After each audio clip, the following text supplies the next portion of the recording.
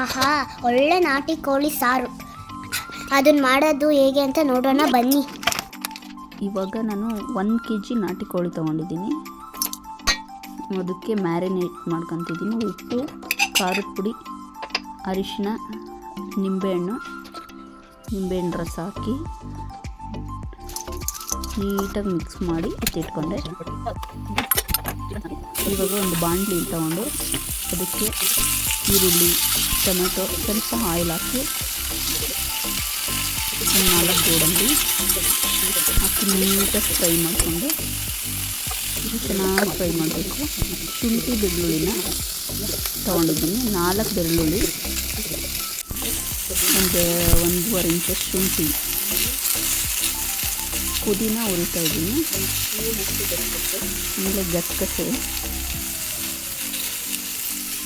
ಅಷ್ಟು ಹಾಕಿ ಲೋ ಫ್ಲೇಮಲ್ಲಿ ನೀಟಾಗಿ ಫ್ರೈ ಮಾಡ್ಕೊತೀನಿ. ನೀಟಾಗಿ ಫ್ರೈ ಮಾಡ್ಕೊಳ್ಳಿ.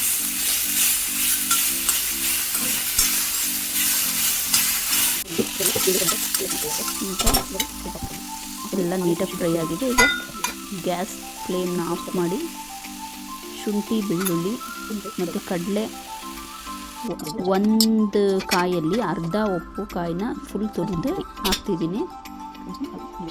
ಮಿಕ್ಸಿ ಜಾರಿಗೆ ಹಾಕಿ ಸಾಂಬಾರು ಪುಡಿ, ಮೀನ್ಸ್ ಮಟನ್ ಸಾರಿನ ಪುಡಿ, ಧನಿಯಾ ಪುಡಿ, 1 ಸ್ಪೂನ್ ಖಾರದ ಪುಡಿ ಹಾಕಿ ನೀರು ಹಾಕಿ ನೀಟಾಗಿ ನುಣ್ಣಗೆ ರುಬ್ಕೊಂಡು ಬಂದೆ.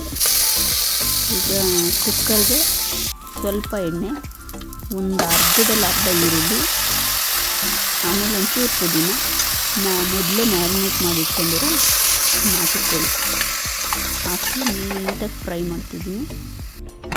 ಸ್ವಲ್ಪ ಚೆನ್ನಾಗಿ ಕುದಿಯೋಕ್ಕಾದ್ಮೇಲೆ ಬಿಟ್ಬಿಡ್ಬೇಕು. ಚೆನ್ನಾಗಿ ಕುದ್ದಿ ಆದಮೇಲೆ ಲಿಡ್ ಓಪನ್ ಮಾಡಿ ರುಬ್ಬಿರೋ ಮಸಾಲೆನ ಹಾಕಿ ನೀಟಾಗಿ ಫ್ರೈ ಮಾಡಬೇಕು. ಯಾಕೆ ಅಂದರೆ ಶುಂಠಿ ಬೆಳ್ಳುಳ್ಳಿನ ನಾನಿಲ್ಲಿ ಹುರಿದಿಲ್ಲ, ಹಾಗಾಗಿ ಎಣ್ಣೆಯಲ್ಲಿ ಚೆನ್ನಾಗಿ ಫ್ರೈ ಆಗಬೇಕು. ಅದ್ರ ಶುಂಠಿ ಬೆಳ್ಳುಳ್ಳಿ ಸ್ಮೆಲ್ಲೆಲ್ಲ ಹೋಗೋ ಥರ ನೀಟಾಗಿ ಫ್ರೈ ಮಾಡಬೇಕು. ಫುಲ್ ಫ್ರೈ ಆದಮೇಲೆ ನೀರನ್ನ ಹಾಕ್ಕೊಬೇಕು. ಫ್ರೈ ಆಗಬೇಕಾದ್ರೆ ನೀಟಾಗಿ ಸೌಟಲ್ಲಿ ತಿರುಗಿಸ್ತಾನೆ ಇರಬೇಕು, ಇಲ್ಲಾಂದರೆ ತಳ ಹಿಡಿಯುತ್ತೆ. ಇವಾಗ ನಿಮಗೆ ಸಾಂಬಾರು ಯಾವ ಕನ್ಸಿಸ್ಟೆನ್ಸಿ ಬೇಕೋ ಆ ಕನ್ಸಿಸ್ಟೆನ್ಸಿಗೆ ನೀರು ಮಿಕ್ಸ್ ಮಾಡ್ಕೊಳ್ಳಿ. ಉಪ್ಪು ಏನಾದ್ರು ಕಮ್ಮಿ ಹಾಕಿದ್ರೆ ಕ್ಲೋಸ್ ಮಾಡಿ ಸ್ವಲ್ಪ ಹೊತ್ತು ಆದಮೇಲೆ 2 ವಿಷಲ್ಸ್ ಆದಮೇಲೆ ನಾಟಿ ಕೋಳಿ ಸಾರು ರೆಡಿ.